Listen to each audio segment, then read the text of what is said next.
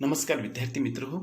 इयत्ता 12वी मराठी युवक भारती बोर्डाच्या कृतीपत्रिकेनुसार आपण घटक न्याय सराव सुरू केलेला आहे.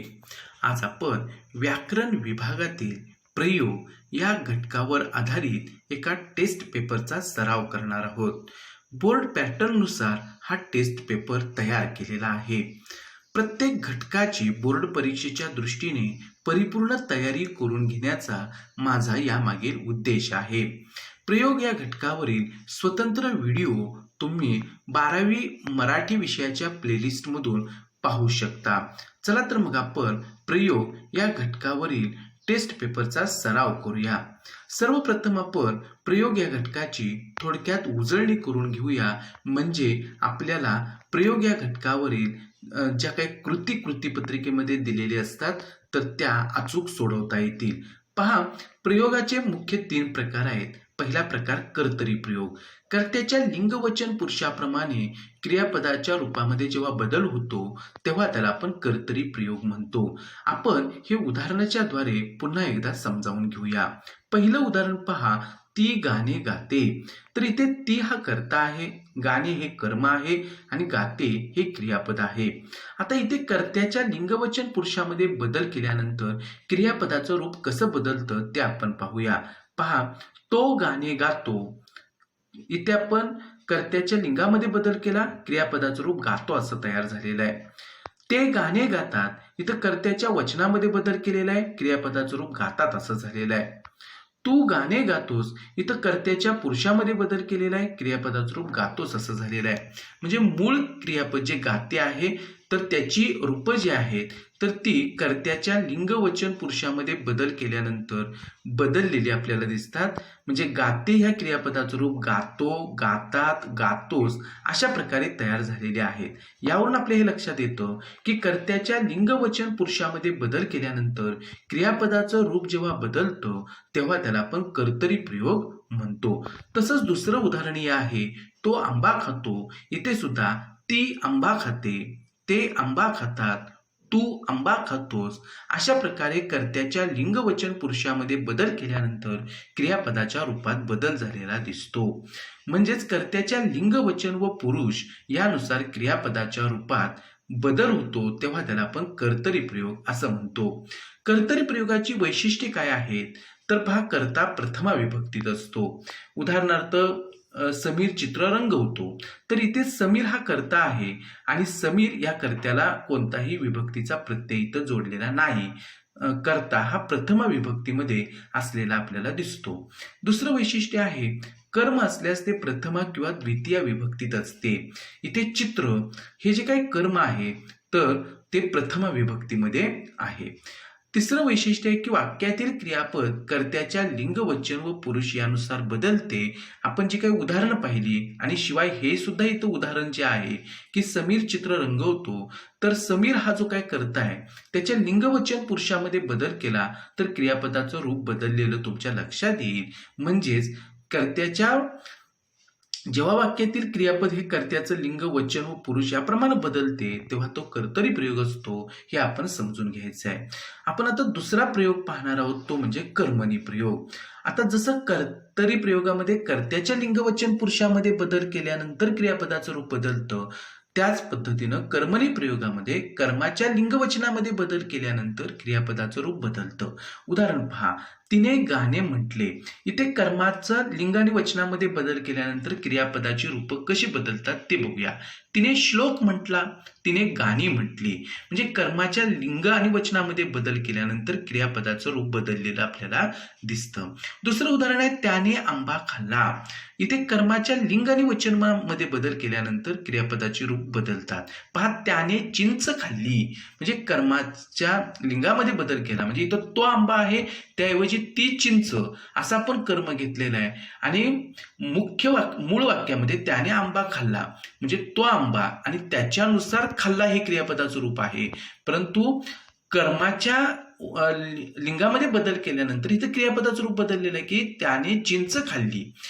कर्माच्या वचनामध्ये बदल केल्यानंतर सुद्धा क्रियापदाचं रूप बदलतं. पहा, त्याने आंबे खाल्ले, म्हणजे एक आंबा, त्याचं वचन आपण बदललेलं आंबे असं केलेलं आहे आणि त्याच्यानुसार क्रियापदाचं रूप खाल्ले असं तयार झालेलं आहे.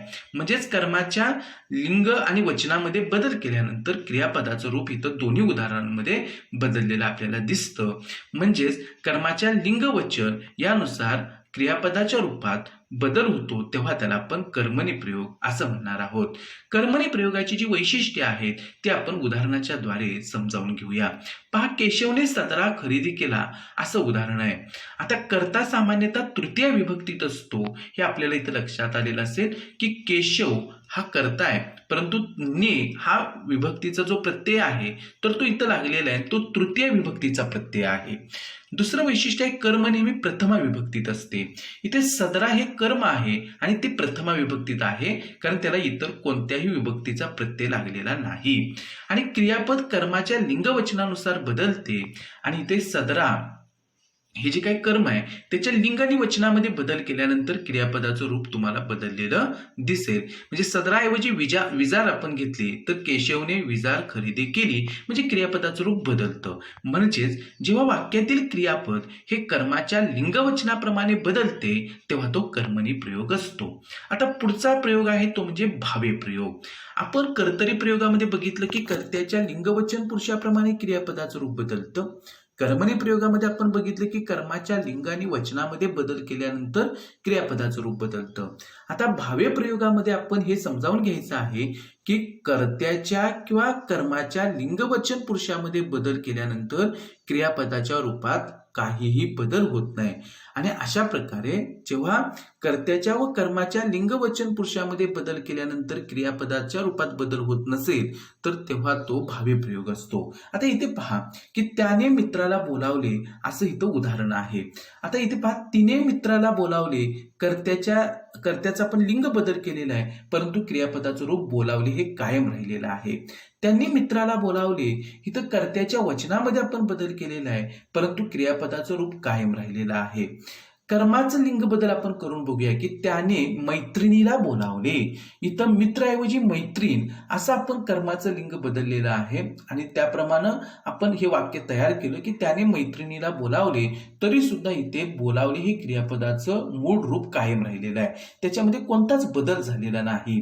चौथं वाक्य पहा, त्याने मित्रांना बोलावले, इथे कर्माच्या वचनामध्ये बदल केला परंतु क्रियापदाचं रूप बदललेलं नाही. म्हणजेच कर्त्याच्या किंवा कर्माच्या लिंगवचन यानुसार क्रियापदाच्या रूपात बदल होत नाही तेव्हा तो भावे प्रयोग असतो.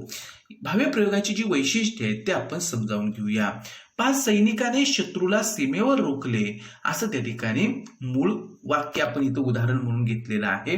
आता यानुसार भावी प्रयोगाची वैशिष्ट्ये तुमच्या लक्षात येतील की कर्ता सामान्यतः तृतीय विभक्तीत असतो. इथे सैनिक हा कर्ता आणि त्याला ने हा तृतीय विभक्तीचा प्रत्यय लागलेला आहे, म्हणजेच इथे कर्ता तृतीय विभक्तीमध्ये आहे. दुसरं वैशिष्ट्य कर्म असल्यास द्वितीय विभक्तीत असते. इथे शत्रू हे कर्म आहे आणि त्याला ला हा द्वितीय विभक्तीचा प्रत्यय लागलेला आहे कारण द्वितीय विभक्तीचे जे प्रत्यय आहेत तर ते स ला ते, स ला ना ते असे हे द्वितीय विभक्तीचे विभक्ती प्रत्यय आहेत. तर शत्रू या कर्माला ला हा द्वितीय विभक्तीचा प्रत्यय इथं लागलेला आहे. आता तिसरं वैशिष्ट्य आहे की क्रियापद नेहमी तृतीय पुरुषी नपुसकलिंगी एकवचनी असते व कर्त्याच्या किंवा कर्माच्या लिंगवचनानुसार ते बदलत नाही. म्हणजेच काय की कर्त्याचं किंवा कर्माचं लिंग वचन पुरुष यामध्ये आपण बदल केला तरी क्रियापदाचं रूप जे आहे तर ते बदलत नाही, तेव्हा त्या ठिकाणी तो भावी प्रयोग असतो. आणि इथे सुद्धा आपण जर बघितलं तर कर्ता असेल किंवा कर्म असेल याच्या लिंगवचन पुरुषामध्ये बदल केला तरी सुद्धा क्रियापदाचं रूप कायम राहतं. म्हणजे जेव्हा क्रियापदाचं रूप कर्त्याच्या किंवा कर्माच्या लिंगवचनाप्रमाणे बदलत नसून ते नेहमी तृतीय पुरुषी नपुसकलिंगी व एकवचनी असून स्वतंत्र असते तेव्हा तो भावे प्रयोग असतो. म्हणजे आपण भावे प्रयोग म्हणजे काय हे थोडक्यात असं लक्षात ठेवायचे की कर्त्याच्या किंवा कर्माच्या लिंगवचन पुरुषामध्ये बदल केला तरी क्रियापदाचं रूप बदलत नाही. यावरून आपल्या असं लक्षात आलेलं आहे की कर्तरी प्रयोगामध्ये कर्त्याच्या लिंगवचन पुरुषामध्ये बदल केला तर क्रियापदाचं रूप बदलतं. कर्मणी प्रयोगामध्ये कर्माच्या लिंगवचनामध्ये बदल केला की क्रियापदाचं रूप बदलतं.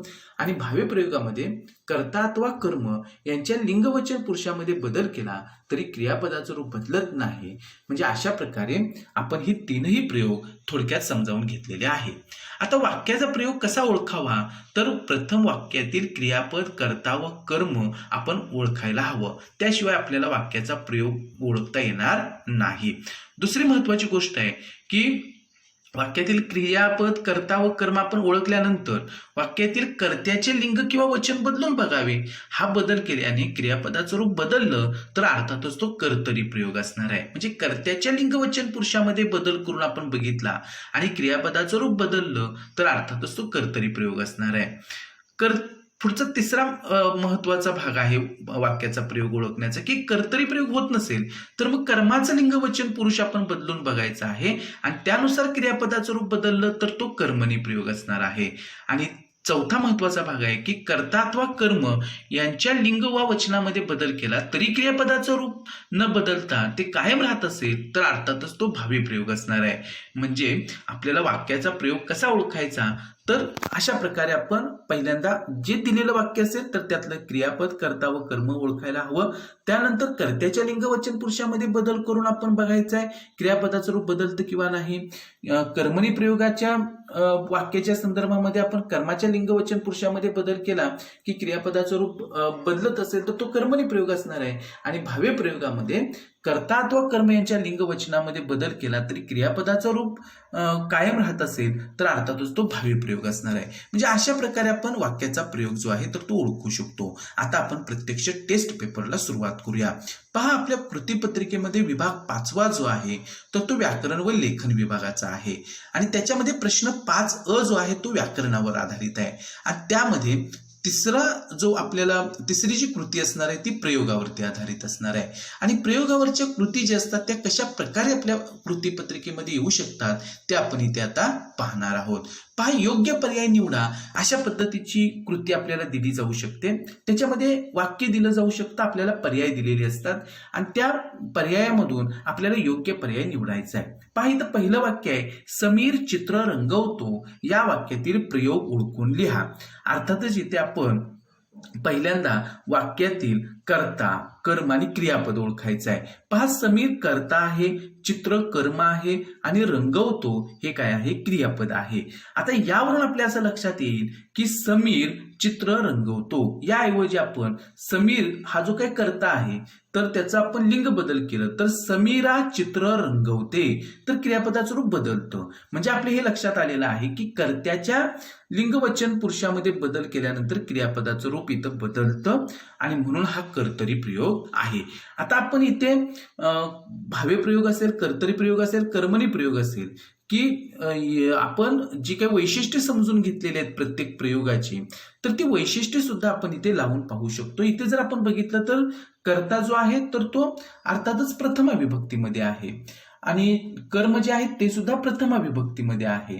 म्हणजे इथे आपण कर्तरी प्रयोगाची जी वैशिष्ट्ये आहेत ती सुद्धा लावून जरी बघितली तरी हा प्रयोग जो आहे तो कर्तरी प्रयोग आहे. आता दुसरं वाक्य शिक्षकांनी विद्यार्थ्यांना शिकवावे. या वाक्यातील प्रयोग ओळखून लिहा. आपण इथं जर बघितलं तर शिक्षक हा कर्ता आहे, विद्यार्थी हे कर्म आहे आणि शिकवावे हे क्रियापद आहे. आणि इथे कर्ता आणि कर्म या दोन्हींना विभक्ती प्रत्यय आहेत आणि शिकवावे हे जे काही क्रियापदाचं रूप आहे तर ते एकारांत आहे. आणि आपल्याला हे लक्षात येईल की इथे या वाक्यामध्ये जो प्रयोग आहे तो अर्थातच भावे प्रयोग आहे की शिक्षकांनी विद्यार्थ्यांना शिकवावे. इथं कर्त्याच्या अथवा कर्माच्या लिंगवचन पुरुषामध्ये बदल केला तरी क्रियापदाचं रूप कायम राहणार आहे म्हणून हा भावे प्रयोग आहे. तिसरं वाक्य आहे समीरने चित्र रंगविले. आता इथे सुद्धा आपल्या लक्षात येईल की कर्तरी प्रयोगामध्ये कर्ता प्रथमा विभक्तीत असतो परंतु इथे समीर हा जो कर्ता आहे त्याला तृतीय विभक्तीचा प्रत्यय लागलेला आहे ने. आणि आपल्याला कर्मणी प्रयोगाची वैशिष्ट्ये माहिती आहेत की कर्ता हा तृतीय विभक्तीमध्ये असतो. आणि मग आपण जर बघितलं तर समीरने चित्र रंगविले. आता चित्र हे कर्म आहे तर समीरने चित्रे रंगविली तर इथं आपण वचन जर बदललं कर्माचं तर क्रियापदाचं रूप रंगविली असं तयार झालेलं आहे. म्हणजेच हा जो प्रयोग आहे तर तो कर्मणी प्रयोग आहे हे आपल्या लक्षात येईल. अर्थात ज्या प्रकारे आपण प्रत्येक प्रयोग समजावून घेतलेला आहे, त्याची वैशिष्ट्ये समजावून घेतलेली आहेत, तर ती आपण इथं प्रत्येक वाक्याला लावून बघायला हवीत. आणि यावरून आपल्याला सहजपणे ते वाक्य पाहिलं तरी आपण काय करू शकतो की ओळखू शकतो की त्याचा प्रयोग कोणता आहे. पण त्याच्यासाठी आपल्याला सराव असायला पाहिजे. प्रत्येक प्रयोगाची वैशिष्ट्ये आपल्याला माहिती असायला पाहिजेत. चौथं वाक्य आहे, कष्टाची भाकर गोड लागते. या वाक्यातील प्रयोग ओळखून लिहा. पहा इथे गोड लागणारी काय आहे, भाकर. म्हणजे भाकर हा कर्ता आहे. इथे आपण जर त्याचं वचन बदललं तर कष्टाच्या भाकऱ्या गोड लागतात. इथे त्या ठिकाणी कर्त्याच्या वचनामध्ये बदल केला तर क्रियापदाचं रूप बदललेलं आहे. म्हणजेच हा प्रयोग जो आहे तर तो कर्तरी प्रयोग आहे. अशा प्रकारे आपण हे प्रयोग ओळखू शकतो आणि योग्य पर्याय जो आहे तो निवडू शकतो. आता 5वं उदाहरण आहे, तुम्ही गाडीतच बसा. या वाक्यातील प्रयोग ओळखा. आता तुम्ही गाडीतच बसा याऐवजी आपण इथं तुम्हीचं वचन आपण पुरुष बदलला की तू गाडीतच बस, तर क्रियापदाचं रूप बदललेलं आहे. म्हणजेच हा कर्तरी प्रयोग आहे. आता 6वं वाक्य आहे, प्रश्नकृती आहे की भावे प्रयोग असलेलं वाक्य शोधून लिहा. आता आपले हे लक्षात येईल की आज लवकर सांजावले हे जे वाक्य आहे तर ते भावे प्रयोगाचं आहे. त्याने कपाटात पुस्तक ठेवले हे जे वाक्य आहे ते कर्मणी प्रयोगाचं आहे. आणि आम्ही अनेक किल्ले पाहिले हे जे वाक्य आहे ते कर्तरी प्रयोगाचं आहे. म्हणजे आज लवकर सांजावले हा भावे प्रयोग आहे. आपण जेव्हा भावे प्रयोगाचा सविस्तर अभ्यास करतो तेव्हा क्रियापदाची रूप कशा प्रकारची असल्यानंतर ते वाक्य भावे प्रयोगाचं असतं हे आपल्या लक्षात येईल. आणि म्हणून इथं जो पर्याय आहे तर हे त्याचं उत्तर आहे. भावे प्रयोगाचं वाक्य जे आहे ते आज लवकर सांजावली हे आहे. म्हणजे हा पर्याय आपण निवडायचा आहे. 7वं वाक्य आहे, कर्तरी प्रयोग असलेलं वाक्य शोधून लिहा. पहा, पहिलं वाक्य आहे की तबेल्यातून व्रात्य घोडा अचानक पसार झाला. पसार होणारा काय आहे, घोडा. म्हणजे घोडा हा कर्ता आहे. आता त्याचा आपण लिंग बदल केला तर घोडी असं घेतलं तर तबेल्यातून व्रात्य घोडी अचानक पसार झाली. म्हणजे क्रियापदाचं रूप बदललेलं आहे. आणि कर्त्याच्या लिंगामध्ये बदल केल्यानंतर क्रियापदाचं रूप बदलत असेल तर तो कर्तरी प्रयोग असणार आहे. म्हणजे पहिलंच वाक्य हे कर्तरी प्रयोगाचं आहे. मावळ्यांनी शत्रूस युद्धभूमीवर घेरले. अर्थात जे भावे प्रयोगाचं वाक्य आहे, कारण इथे मावळ्यांनी हा जो कर्ता आहे त्याला विभक्तीचा प्रत्यय आहे. शत्रू हे जे काही कर्म आहे त्याला स हा विभक्तीचा प्रत्यय लागलेला आहे. म्हणजे हे भावे प्रयोगाचं वाक्य आहे. आणि युवादिनी वक्त्यांनी प्रेरणादायी भाषण दिले. भाषण देणारा वक्ता आहे आणि त्याला विभक्तीचा प्रत्यय तृतीयेचा आहे, ने असा. म्हणजे हे कर्मणी प्रयोगाचं वाक्य आहे. म्हणजे 7व्याचं जे उत्तर आहे ते अर्थातच पहिला पर्याय असणार आहे. 8वा प्रश्न आहे की कर्मणी प्रयोग असलेलं वाक्य शोधून लिहा. आता पहा, पहिलं वाक्य आहे, मुले प्रदर्शनातील चित्रे पाहतात. आता इथे आपण मुलगी प्रदर्शनातील चित्र पाहते असं जर आपण बघितलं तर अर्थातच त्या ठिकाणी क्रियापदाचं रूप बदलतं. आम्ही शेळ्यांना बांधले. आपण हे सगळे खुणा जे आहेत तर त्या लावून बघितलं तर कर्तरी प्रयोगाचं हे वाक्य आहे. आणि तिसरं वाक्य आहे, भारतीय संघाने विश्वचषक स्पर्धा जिंकली.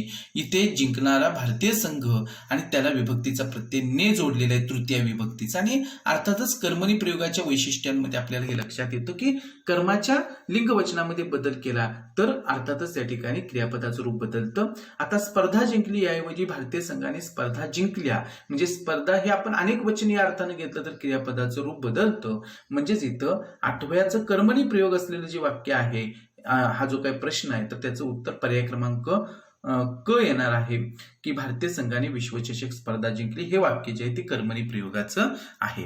आता पहा विद्यार्थी मित्र, 9वं वाक्य इथे आपले 9वा प्रश्न आहे ते कर्तरी प्रयोग असलेलं वाक्य शोधून लिहा. पहिलं वाक्य, सुरेश गाय बांधतो. आता इथे आपण जो कर्ता आहे सुरेश, तर त्याऐवजी आपण समजा त्याचं लिंग बदललं तर कार्तिकी गाय बांधते असं आपण जर घेतलं तर अर्थातच क्रियापदाचं रूप बदलतं. आणि कर्त्याच्या लिंगवचन पुरुषामध्ये बदल केला आणि क्रियापदाचं रूप बदललं तर तो कर्तरी प्रयोग असतो. हे आपल्याला साधं माहिती आहे. म्हणून हे वाक्य जे आहे ते कर्तरी प्रयोगाचं आहे. आता सुरेशने गाय बांधली, अर्थातच हे कर्मणी प्रयोगाचं वाक्य आहे. सुरेशने गायीला बांधले, अर्थातच हे भावे प्रयोगाचं वाक्य आहे. आता 10वा प्रश्न आहे की भावे प्रयोग असलेलं वाक्य शोधून लिहा. आता आपल्या हे लक्षात आलेलं असेल की सुरेश गाय बांधतो इथं कर्तरी प्रयोग आहे. सुरेशने गाय बांधली हा कर्मणी प्रयोग आहे. आणि सुरेशने गायीला बांधले अर्थातच हा भावे प्रयोग आहे. म्हणून उत्तर जे आहे ते क येणार आहे. 11वा प्रश्न आहे की कर्तरी प्रयोग असलेलं वाक्य शोधून लिहा. आता तुमच्या हे लक्षात आलेलं असेल की प्रत्येक दिलेलं जे वाक्य असेल तर त्यातलं कर्ता कर्म क्रियापद आपल्याला शोधायला हवं. कर्त्याच्या लिंग वचन पुरुषामध्ये बदल केल्यानंतर क्रियापदाचं रूप बदलतं का हे बघायला हवं. जर कर्त्याच्या लिंग वचन पुरुषामध्ये बदल केला आणि क्रियापदाचं रूप बदललं तर अर्थातच तो कर्तरी प्रयोग असणार आहे. म्हणजे अशा प्रकारे आपल्याला काय करायचं आहे, ह्या वैशिष्ट्ये जी असतील प्रत्येक प्रयोगाची ती लावून बघायची प्रत्येक उदाहरणाला.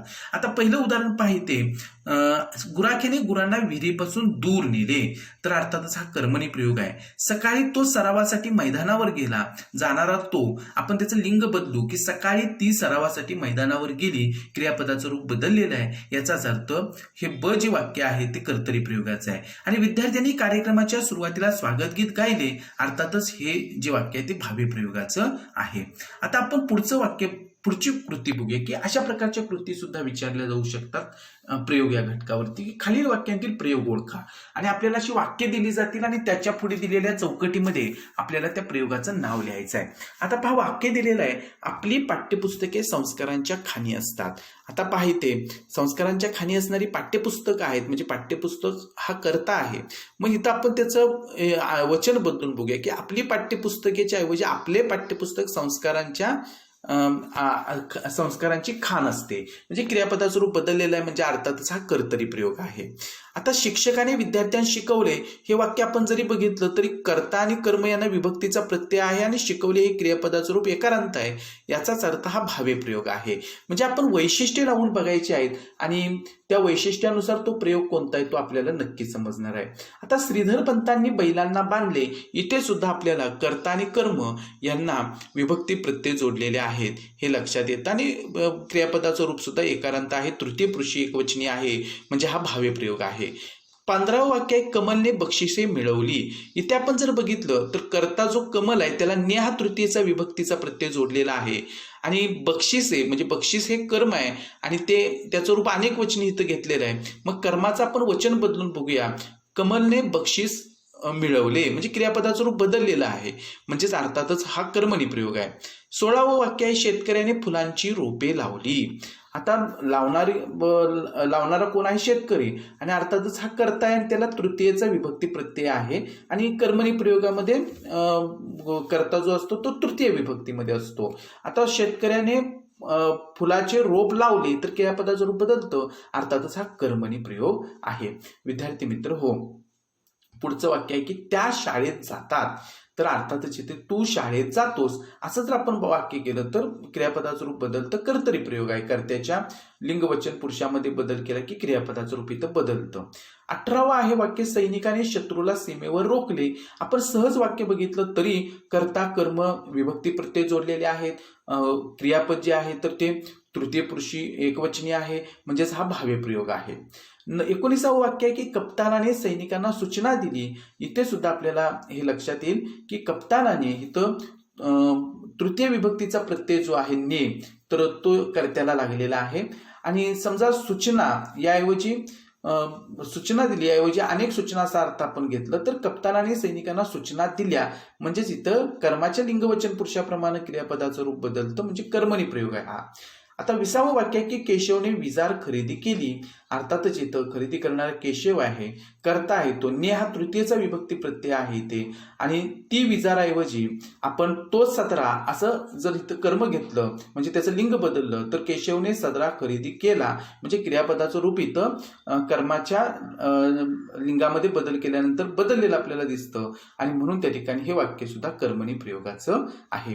विद्यार्थी मित्र हो, तुम्हाला नक्की प्रयोग या घटकावर आधारित कोणत्या प्रकारच्या कृती येतात आणि त्या कशा प्रकारे सोडवायच्या असतात, कशा प्रकारे आपल्याला प्रयोगाची उजळणी करावी लागेल, प्रयोग म्हणजे हे काय हे कसं लक्षात ठेवावं लागेल, प्रयोगाची वैशिष्ट्ये आपल्याला कशा प्रकारे प्रत्येक उदाहरणाला लावून बघायला हवीत, हे आता तुमच्या लक्षात आलेलं असेल. अशाच प्रकारचा सराव जो आहे तो तुम्ही करत राहा आणि मग कोणत्याही प्रकारचं वाक्य कृतीपत्रिकेमध्ये आपल्याला विचारलं तरी नक्की आपल्याला ती कृती जी असेल तर ती सोडवता येणार आहे. आज आपण या व्हिडिओमध्ये इथेच थांबू, पुन्हा भेटू नवीन व्हिडिओ सहित पुढील भागामध्ये. तोपर्यंत धन्यवाद.